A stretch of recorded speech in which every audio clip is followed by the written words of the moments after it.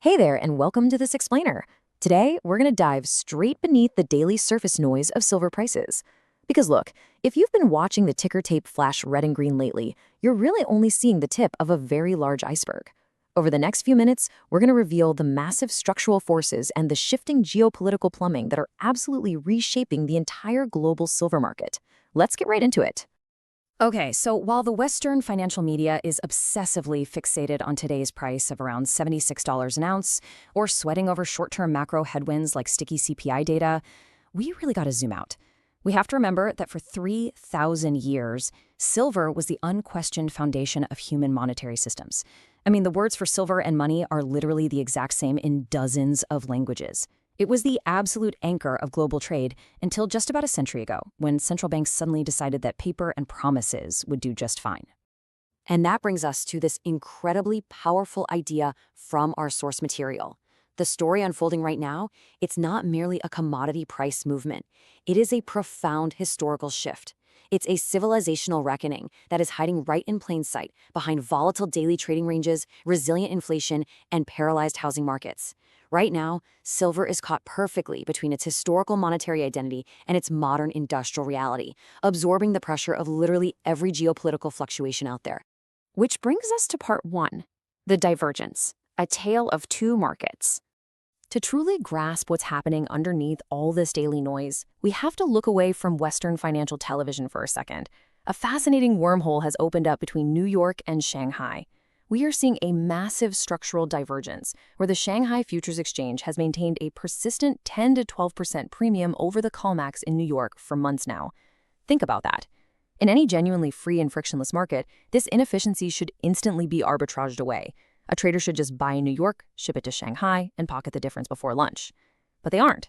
And that, right there, is your first major signal that the plumbing of the global silver trade is fundamentally broken. So why does this premium hold? Well, it's for a very specific reason. China has essentially engineered a strategic one-way valve. Starting in mid-2024, the People's Bank of China embarked on a crazy 18-month unbroken streak of purchasing monetary metals. Then, right at the start of the year, Beijing placed all Chinese silver exports under strict state controls, totally locked down until at least 2027. So, silver flows in, but it absolutely does not flow out.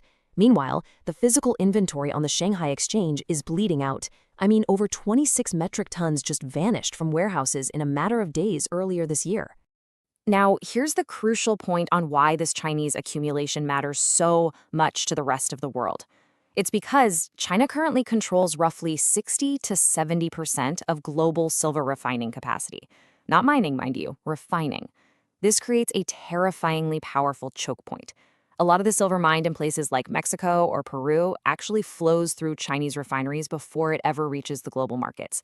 They are methodically building absolute dominance here, exactly like they did with solar panels and rare earth elements.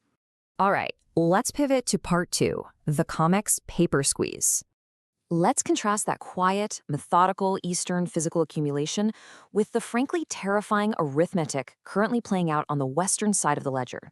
Over on the COMEX, open interest sits at around 575 million ounces. But when you actually look at the registered, physically deliverable silver, it's only 76.88 million ounces. That leaves us with an actual physical coverage ratio of a mere 16.2%. The vast majority of this market is entirely uncovered paper. The math here is just staggering. There are roughly 6.4 paper claims floating around out there for every single physical ounce available for delivery. As our source brilliantly points out, imagine your local bank has 100 safety deposit boxes, but they quietly sell the rights to those exact same boxes to 640 different people. The system functions perfectly fine, right? Well, right up until the exact moment, even a fraction of those people show up at the counter on the same day and ask for their physical property. So, how are the big players reacting? Let's check out part three, following the smart money. With major delivery notice days continuously approaching, it is so vital to separate the signal from the noise.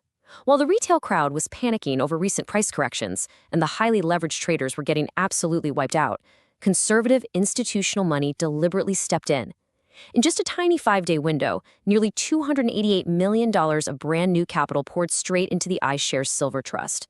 The speculative, tourist money that bought in on impulse, they got washed out. What remains, and what is currently buying the dip in massive size, is patient, unhurried institutional capital that's running long-term supply models. And this massive deployment of patient capital is happening amidst an extraordinary $64 spread of disagreement among the top global analysts.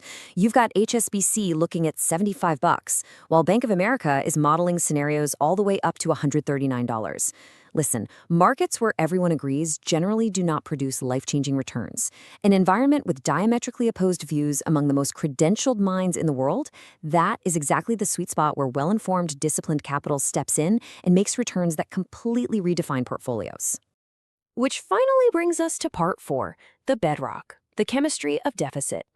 So, what exactly gives this institutional money the immense confidence to buy the dip so aggressively?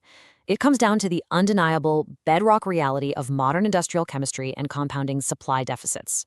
The structural case remains totally unchanged. We are in our 6th consecutive year of global supply deficit, with over 760 million ounces drawn down. And yeah, sure, traditional solar panel demand is forecast to drop, but that is being entirely swallowed up by exploding new demand for electrical conductivity. We're talking AI data centers, 5G infrastructure, defense systems, and 17.5 million projected electric vehicles, each one requiring 25 to 50 grams of silver.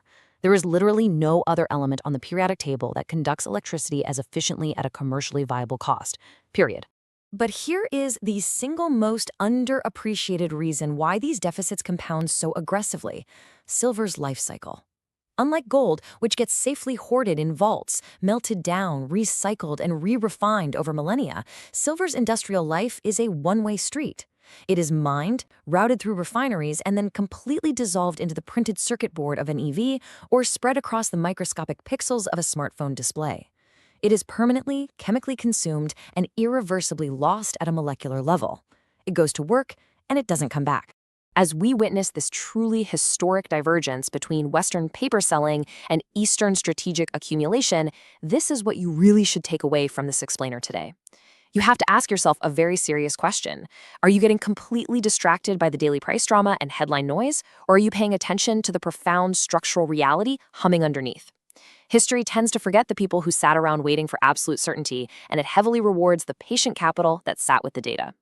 Thanks so much for joining me on this explainer. Keep questioning the noise, and I'll catch you next time.